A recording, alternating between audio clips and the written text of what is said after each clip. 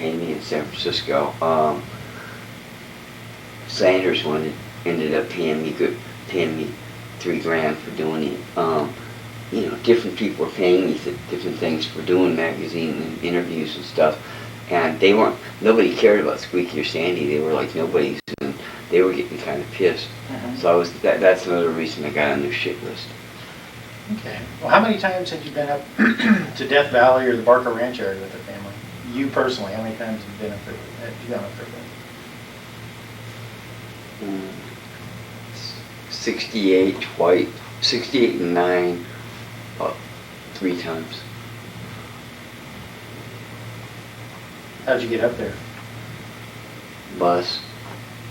Who else was with you when you went up there? Everybody, Squeaky, Sandy, Gypsy, Country Sue, Little Patty. And those 2 or 3 times, did you go to Barker Ranch or were you someplace else? Well, the first time we went up there, the bus didn't go all the way up, and we walked.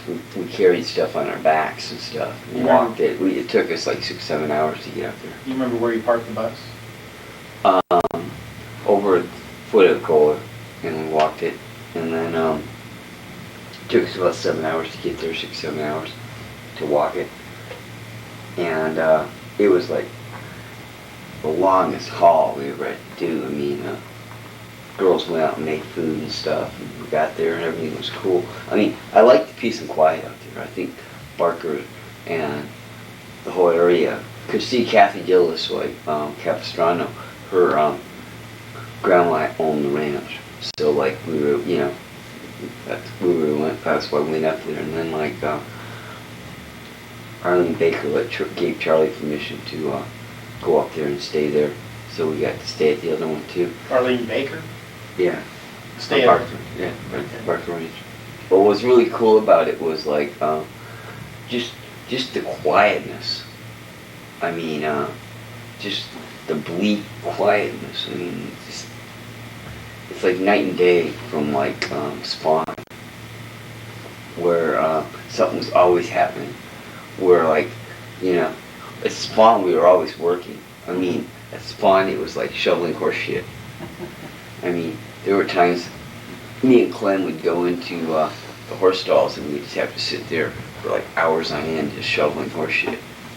Which wasn't too bad, and we got used to it after a while, but it was just stuff to do. But the other couple times you went up there, did you end up having to park the bus down at the bottom again, or? Yeah, the other times they just drove in. The last time they drove in. Drove in with what? From the Vegas side. Charlie got in from the Vegas side. In the bus? Yeah, and it was stuck there at that point. But what's funny is like, I mean, what sticks out, I guess, the whole thing is like,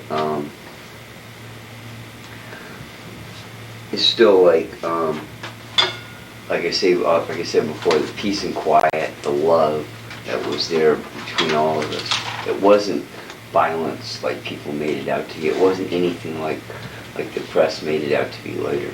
It was like totally different. It was totally peaceful. I mean, the love was there. Okay. Well, let's kind of get down to this specific time that you had talked about, this actual murder. It was late September, early October. Okay, late September, early October? Yeah. Sadie had brought these runaways up. Now, were you already up there at this time? Yeah.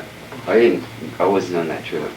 We were there when they brought them up. Okay, who? And that was just after the time that Simi Valley Sherry and them had gone through that whole thing, and then like other people had bailed, and then like that was when the other thing happened too, and like Kitty and them took off.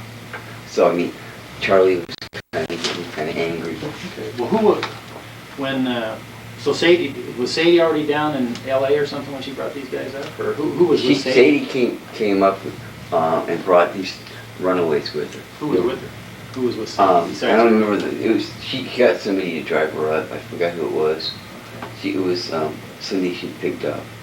And anyhow, they got up there and they brought two guys and a 16-year-old girl from Florida. I remember the two guys were from Ohio. How do you know that? Because they said they were from Ohio. I just remember them talking. How old were they? The guys, I'd say 17, and the girl was 16. Pretty good guess on ages because of people that were in family in those days. Now, who was all up there then, besides yourself? Oh God, there was a lot of people around. There was Just name some Squeaky, names. Sandy. Let's see, who else was up there? Snake was around in those days. Well, I'm talking. You remember if she was around this particular time? Well, when this happened, Larry was up. Larry was up there. Larry Bailey. Okay. There was Ed Bailey was up there. Zero was up there. Charlie was up there. Anyhow, what happened was that they didn't like what was going on, I guess, and it wasn't what they thought. The runaways. So they took off, and Charlie sent Bruce out to find him. Well, Bruce brought him back. Bruce. Bruce Davis. And so Bruce had him come back, and Bruce brought him back, and Charlie went to talk to him and telling him everything was fine and all this stuff. And he had me, Sadie, and so Bruce brought him back. Anyways, me, Sadie, and Bruce went back while Charlie was talking to him, and in back of the Barcarena, and we dug this hole. And, Why?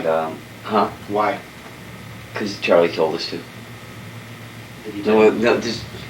No question. Just Charlie said do it, and we did it. And Charlie said go dig this hole? yeah, and we did. We just went over there, did it, and then at that point, Charlie got really pissed off at him, and he goes, he says walked into the first one. He had a 45, and he goes, hey man, we're a family. We're all here to be together. Nobody escapes. Nobody leaves. And why are you leaving? Why'd you do it? And you might as well just go ahead and kill me. And he hands him the gun. And the guy goes, nah, Charlie, I can't kill you. Hands it back. And then Charlie walks up to the second guy, and he says, second kid, and he says, same thing. We're a family. Blah blah blah. Why don't you go ahead and kill me? And he goes, nah, I can't do it. And then the third one, goes up to the third girl and walks up to her, and he says the same thing. Why don't you just go ahead and kill us? And, go ahead and kill me. So she goes, nah, Charlie, I can't do it. Hands the gun back to Charlie. Charlie has this kind of look in his eyes and this kind of grin he has. And he goes, well, I can't. Bang, bang, bang. Just like that. Just spontaneous. That was it. And How long have these runaways been up there before this happened? Less than 24 hours. So are we talking, is this in the daytime, nighttime that this is going on? It happened in, they took off at night, and this happened about the time the sun went down. Didn't take Bruce that long to find him. Okay. I mean, and then so at that point, that was it. And that was just, he'd go bang, bang, bang. And then Charlie just said, get rid of him. And three of us picked him up, dropped him, dug the hole. Covered it up with the dirt, and that was it. And we forgot about it, and that was the end of it. And we didn't talk about it.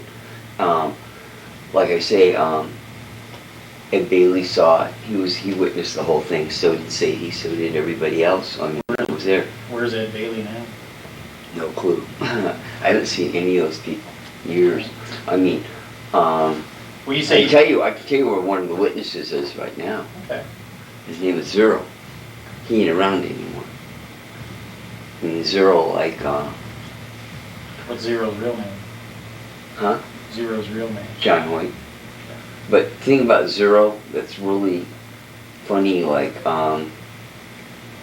is that Country Sue told me later that like when they were in the living room and like she was making tea and little Patty just picked up the gun and put it in his hands and just goes boom, and then like when the cops came they go well, he committed suicide.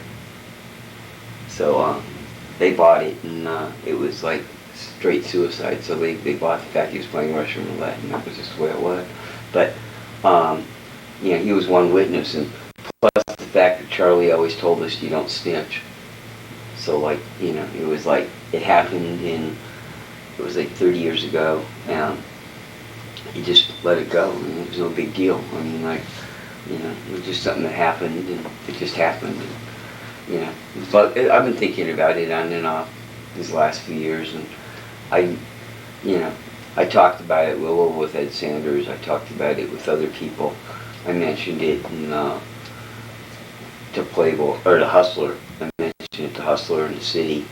They never did anything with it. I mean, nobody really cared. I mean, you know, they didn't care about Maria Hobby. They didn't care about any of the other stuff. They you know, they had Charlie for Tate LaBianca. Who could care less about anything else he ever did? So I mean, it was like big deal. You know, who gives a shit? And that was the beginning and end of it. Okay, well, basically. let's go back to that again. Back up there at Barker Ranch that night. Bruce Davis brings him back. How were they? How were the three kids standing? I mean, were they standing next to each other in front and back? I mean, when Charlie was talking? They were to just them, standing. You about know, how far apart? about distance that you guys were. They were just standing there. It was, you know, they were just standing Were up. they scared? Huh? You think they were scared? Well, Charlie was being really nice to him. They weren't scared then because he wasn't like threatening them or anything. And it wasn't until later that, you know, it happened. It was just fast. It was just like, it just happened. It was just like boom, boom, boom. And it was like, you know, it was like done and forgotten. I mean, like, how, you know. How long before, okay, so the kids take off and they send Bruce Davis back to get them, okay? Yeah, Yeah. right? Yeah. And Bruce comes back with these kids. I don't know what Bruce said to him, but then Bruce came. Now, is that when Charlie told you to dig the hole, or did he tell you to dig the hole before? After they came back. Okay. And then he was talking to him, and while we were, and then when we came back out in front, by then it was like, you know, it was over, and then it just happened. It was just like, it was, nobody talked about it, because, you know, it was just something that happened, and you don't talk about stuff like that, because, like, that's just the way Charlie is. How long, or, you say you dug the hole behind the ranch house? Yeah. I take it, I've never been up there, so what kind of buildings are up there? Just, you know, just, it was in the back of Barker Ranch. Yeah. Okay, in back. Okay, were we talking about, is there a main cabin? Is there several cabins, or what? Talking, you know where the swimming pool is, right? No, I've never been up there. So just, you describe it to me. Just, you go around to the back, there's this small area, and we just went down a ways and dug a hole. But how many buildings are on the property? When you say Barker Ranch, how many buildings are on the property? Well, there was a shed, there was, the main ranch house, there was a couple other things. A couple other buildings, or what? There was a building and a shed, and some other places. How big was the main house? It wasn't that big, it was kind of small, actually. What was it made out of? Wood? What, concrete? What, brick? God, I haven't even thought about this stuff in like 30 years. I mean, you're asking me to really dig back. I mean, you know, I haven't even been up there since 69. I mean, But you say you can take us to where these bodies are, and that's what Yeah. we're trying to... I know. I never forgot it. It's something I never forgot. Sure, but... I'm just saying, like, you know, I know the spot, and I know exactly where it is. Okay, so this was behind the main house, you say, somewhere? Yeah. Okay. Anyways, that was, and then like I say, no one ever talked about this stuff. I mean, and especially after Zero died. I mean, when Zero committed suicide, it was like, it was you know you ain't gonna say nothing because Sure. his reach is just too strong. So I mean, it was like forgotten. I mean, yeah, I mentioned it a couple times to different people. Like one of them, like I say, I talked to Hustler, I talked to Saunders, I mentioned it, but other than that, I kept my mouth shut like everybody else did. Well, I we need, mean, okay, but understand, we need to still talk about it and get some more details. Who all went back to dig the hole? me, Sadie, and Bruce, Okay, and what did you use to dig it with? shovels that we had, Okay, and how deep did you dig it? 8 feet. 8 feet deep? Yeah. How long was it, or?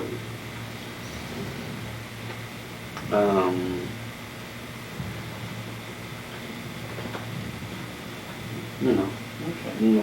size hole. We all started digging. That was it. It was the right size. Bruce said, "Cool, stop," and we did, and that was it. I mean, And, I mean, people said do things.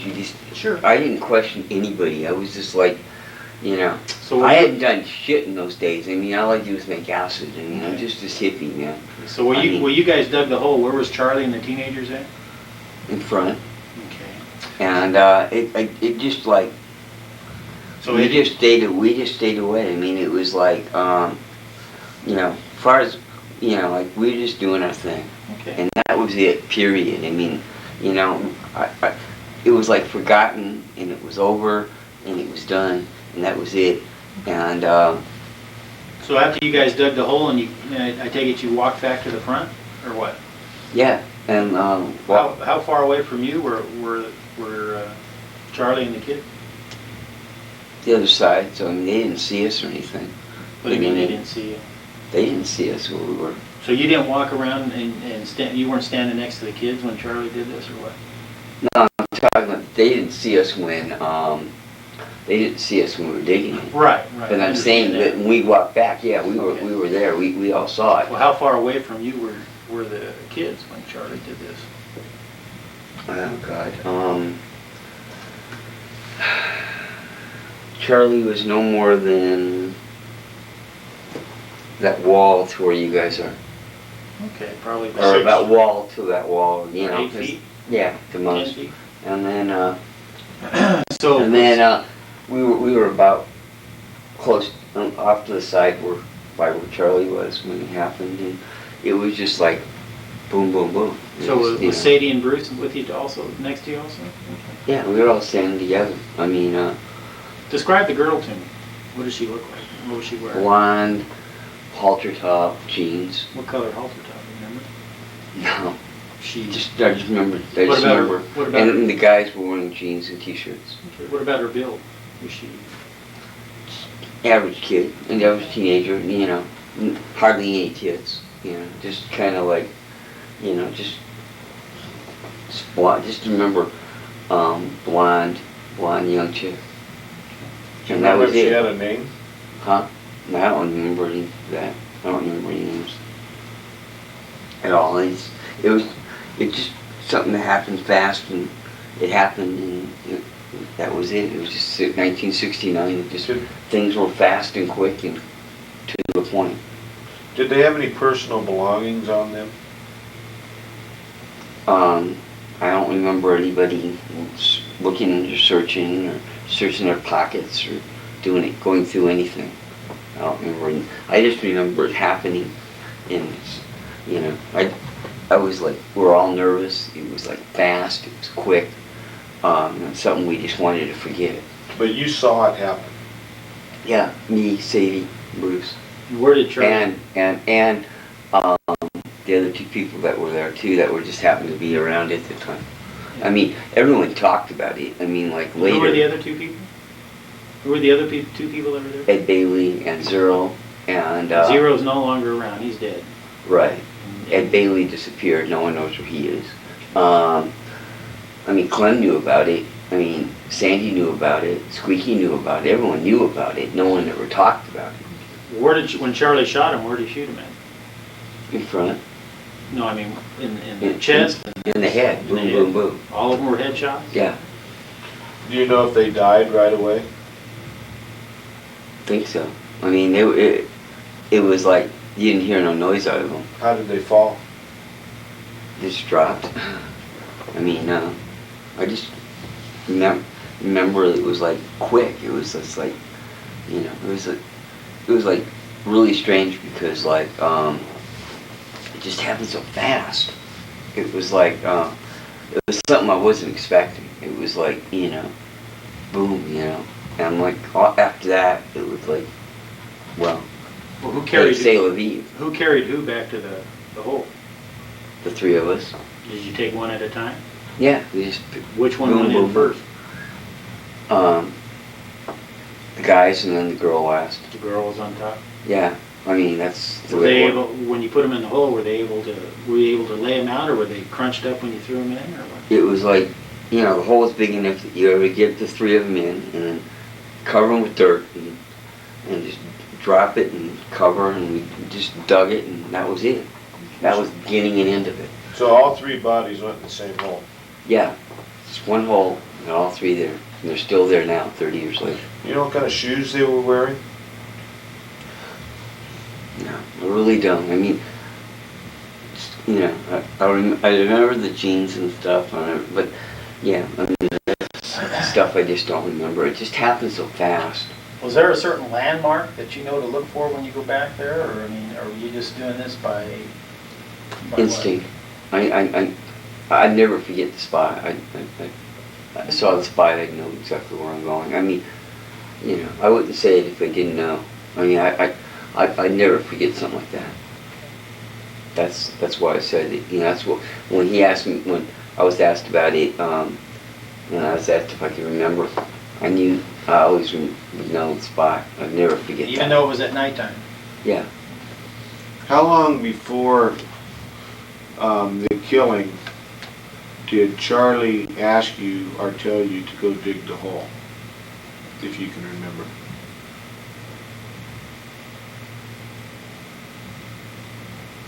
Maybe talk to him for maybe a good 10, 15 minutes, 20 minutes. While we dug. 20, 25 minutes, something like that. And then like, after we were done, we walked back out.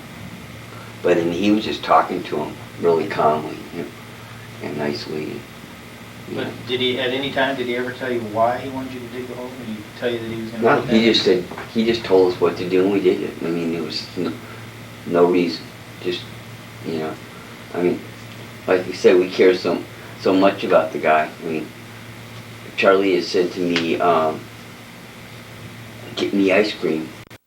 I would have just grabbed my backpack, shot off, and went to LA, got him ice cream, and brought it back. I mean, I cared about the guy. I really loved him. I mean, I've seen him do miracles. I've seen him do other things that no human being could do. Had you seen Charlie kill anybody else? No. So, when you went to dig the hole, and you and Bruce and Sadie, who did the majority of the digging? All of us. Did you each have a shovel, or did Yeah. you trade off a shovel? They had plenty of shovels. Yeah, I mean, they plenty had of shovels up there. But I mean, yeah, we all did it. I mean, we all just started digging, doing it. I mean, Sadie was just as mean as anybody else. Did it take very long to dig the hole? Not that long, but I mean, just, we got it. Once we got it done, we walked back, like I say, and it was done. And Charlie was still talking to the kids? Yeah, and telling them everything was cool and no problems. And he just changed his attitude about the time we came out. Well, when you went to dig the hole, did you think he was going to kill the people? Didn't think about it. I didn't never crossed my mind. Didn't cross anybody's mind.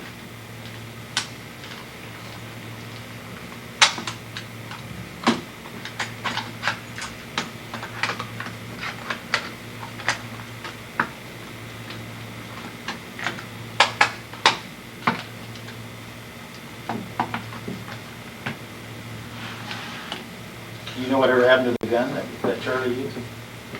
No clue. You know if it was ever recovered by law enforcement or anything when they arrested him? No idea. I mean, no, I never thought about it. No, I never gave it second thought. I mean, you know, Did to Charlie me, as far as I was concerned, it was over and done with, and it was part of my past, and, you know, forget it, you know. It's something I'm not going to think about ever again. But like, years later, like, you know, I wondered about it, and like I talked to different people